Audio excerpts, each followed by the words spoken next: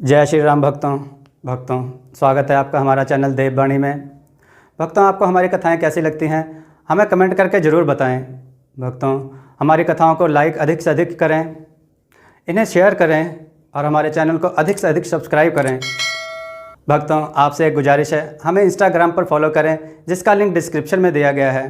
तो चलिए शुरू करते हैं आज की कथा। जय श्री राम भक्तों, आज हम कथा श्रवण करेंगे एक साधु की चतुराई। आइए कथा श्रवण करें। मणिपुर नामक एक गांव में एक भोला नाम का एक किसान रहता था। वह केवल नाम का ही किसान था, क्योंकि वह बहुत ही आलसी व्यक्ति था। इतना आलसी कि घर में से पानी लेकर भी नहीं पी सकता था। उसे कोई भी काम करना हो वह स्वयं नहीं करता, औरों से कह देता था। हमेशा काम से जी चुराया करता था। गांव के लोग उसे प्रेम से सलाह देते कि कुछ काम धंधा कर लो, लेकिन भोला तो मानो पत्थर का बन गया था, जरा भी टस से मस नहीं होता था। उसे समझा समझा कर सभी लोग थक चुके थे। आखिरकार उन्होंने उसे समझाना ही बंद कर दिया। वह सदा यही सोचता रहता कि काश मुझे कहीं से कड़ा हुआ खजाना मिल जाता तो अपने लिए शानदार महल बनवाकर तथा ढेर सारे नौकर रख लेता, जिससे मेरा जीवन ऐशो आराम से गुजरता। मुझे फिर किसी बात की कोई चिंता नहीं होती, बस मैं धन फेंकता, सारी चीजें मेरे सामने प्रस्तुत हो जाती। भोला की पत्नी लच्छी उससे बहुत परेशान रहती थी। वह दिन भर मेहनत मजदूरी करती और अपने बच्चों का पेट पालती थी। इसमें अगर भोला को कुछ काम करने को कहती तो वह उल्टा उसे भला बुरा कहने लगता और उसे मारता पीटता। भोला के पास कुछ खेती थी, परंतु फसल न बोने के कारण वह बंजर हो गई थी। एक बार गांव में भीषण अकाल पड़ा। चारों ओर त्राही त्राही मच गई। लोग भूखों मरने लगे। इन सबसे लच्छी बहुत परेशान हुई, लेकिन भोला पर इससे कोई फर्क नहीं पड़ रहा था। वह तो पहले की तरह सपनों में खोया रहता। लच्छी ने जो थोड़े बहुत पैसे बचा कर रखे थे वह भी धीरे धीरे इस अकाल के वक्त में खत्म हो गए। उन्हीं दिनों गांव में एक महात्मा आए हुए थे। वह बहुत अच्छे प्रवचन करते थे। गांव वाले बड़ी श्रद्धा से उनके प्रवचन सुनते थे। उनकी वाणी ओजपूर्ण थी तथा माथे पर अद्भुत तेज छलकता था। वे सदा लोगों को अच्छा ज्ञान, अच्छी बातें समझाया करते थे। लच्छी ने जब उनके विषय में सुना तो वह भी उनसे मिलने पहुंच गई। उसने उनसे अपना सारा दुख कह सुनाया। लच्छी की बात सुनकर महात्मा मुस्कुरा कर बोले, बेटी धीरज रख, सब ठीक हो जाएगा। अच्छा, जाओ और अपने पति को मेरे पास भेजो। उससे कहना कि संत उस गड़े हुए खजाने के बारे में बताएंगे जो तुम सोचते रहते हो। आज तुम्हें संत मौका देंगे गड़ा खजाना ढूंढने का। लच्छी ने महात्मा को प्रणाम किया और चली गई। घर जाकर उसने अपने पति से वही बात कही जो संत ने उससे कही थी। लच्छी की बात सुनकर भोला दौड़ा दौड़ा महात्मा के पास पहुंच गया और बोला, बाबा मुझे जल्दी से गड़े हुए धन का पता बता दीजिए, ताकि मैं शीघ्र उसे निकालकर अमीर बन जाऊं और अपने लिए एक बड़ा आलीशान महल बनवा लूं और कुछ नौकर चाकर रखकर आराम से जीवन व्यतीत कर सकूं। महात्मा बोले, धैर्य रखो, मैं तुम्हें अभी धन का पता बताता हूं। जल्दी बताइए महाराज, मेरी व्याकुलता बढ़ती जा रही है। भोला ने कहा, उस धन को प्राप्त करना इतना सरल नहीं है बेटा, जी तोड़ परिश्रम करना होगा। महात्मा बोले, मैं कुछ भी करने को तैयार हूं बाबा। भोला उतावलेपन से बोला। महात्मा कुछ देर सोचकर बोले, तेरे पास कोई खेत है?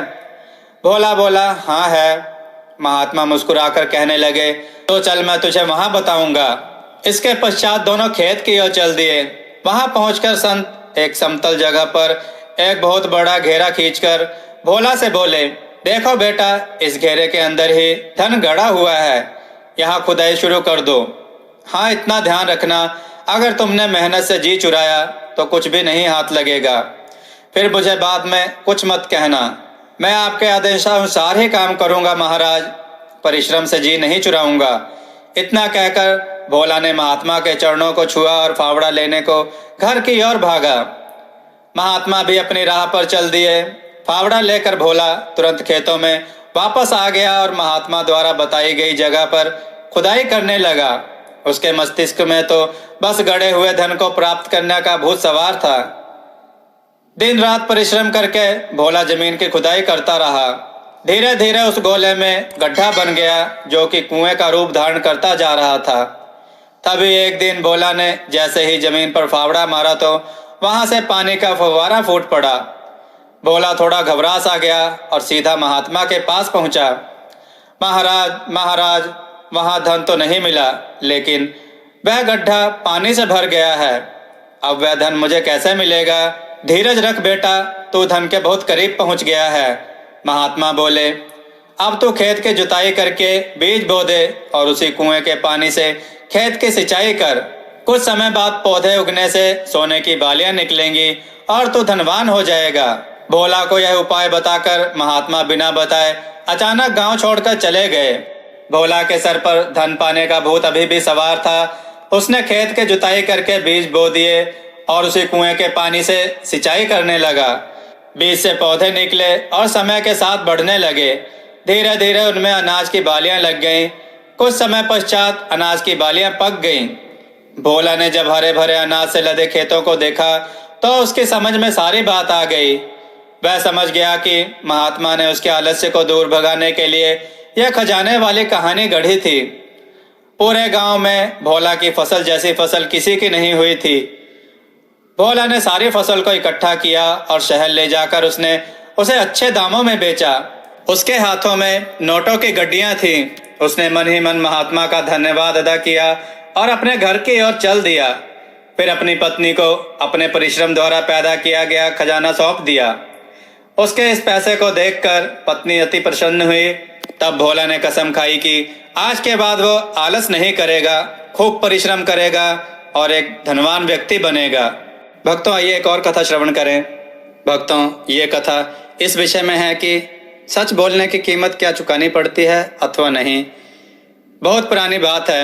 एक गांव में युधिष्ठिर नाम का एक कुम्हार रहता था। उसे मदिरा पीने की बहुत बुरी लत थी। एक दिन मदिरा के नशे में लड़खड़ाकर वह एक टूटे बर्तन पर गिर पड़ा। टूटे हुए बर्तन का तीखा कोना उसके माथे में जा घुसा और भलभलाकर खून बहने लगा। लेकिन कुम्हार ने घाव की कोई परवाह नहीं की और उसका घाव बिगड़ता गया। कुछ समय बाद घाव तो भर गया, लेकिन माथे पर एक बड़ा निशान बन गया। कुछ समय बाद उस गांव में बहुत अकाल पड़ा। कुम्हार का काम भी ठप पड़ गया। अतः वह रोजगार की तलाश में दूसरे देश की ओर चल दिया। वहां पहुंचकर उसने किसी प्रकार राजा के यहाँ नौकरी पा ली। एक बार जब राजा ने उसके माथे पर पड़ा निशान देखा तो उसने सोचा कि वह बहुत बहादुर होगा। शायद शत्रु के किसी सिपाही के साथ युद्ध करते समय उसके माथे पर घाव लगा होगा। अतः राजा ने उसे अपने चुने हुए सिपाहियों के साथ नियुक्त कर दिया। एक बार जब पड़ोसी देश के साथ युद्ध के आसार बनने लगे तो राजा ने अपने सेनापतियों का उत्साह बढ़ाने के लिए उन्हें सम्मानित किया। कुछ समय बाद उसने कुम्हार को अपनी सेना का सर्वोच्च सेनापति बनाने का निर्णय लिया। उसने कुम्हार से पूछा, वीर युवक, तुम्हारा नाम क्या है? तुम्हारे माथे पर यह निशान कैसे पड़ा? उस युद्ध का नाम बताओ जिसमें तुमने भाग लिया था। महाराज, कुम्हार बोला, पेशे से मैं कुम्हार हूँ। एक बार मैं मदिरा पीकर टूटे हुए कांच पर गिर पड़ा था। कांच मेरे माथे में घुस गया था और निशान उसी घाव का है जो कांच घुसने से बना था। यह सुनकर राजा आग बबूला हो उठा। उसने उस कुम्हार को सेना तथा देश से बाहर निकालने का आदेश दे दिया। राजा के पैर पकड़कर कुम्हार बहुत गिड़गिड़ाया। अनेक दलीलें दी कि वह उसे अपनी सेना में बना रहने दे। सेना में रहकर युद्ध के समय उसे अपने जौहर दिखाने का मौका दे। लेकिन राजा ने उसकी एक ना सुनी और उसे देश से बाहर निकाल दिया। अब कुम्हार बेचारा करे तो क्या करे, वह सोच में पड़ गया। उसने सोचा, क्या सच बोलने का अंजाम ऐसा भी हो सकता है? इससे अच्छा मैं सच न कहता, किंतु सच बोलना मेरे लिए अति आवश्यक था। भक्तों, आपको ये कथाएं कैसी लगी हमें कमेंट में जरूर बताएं। कमेंट में भक्तों जय श्री राम अवश्य लिखें और हमें इंस्टाग्राम पर फॉलो करें जिसका लिंक डिस्क्रिप्शन में दिया गया है। भक्तों, जय श्री राम।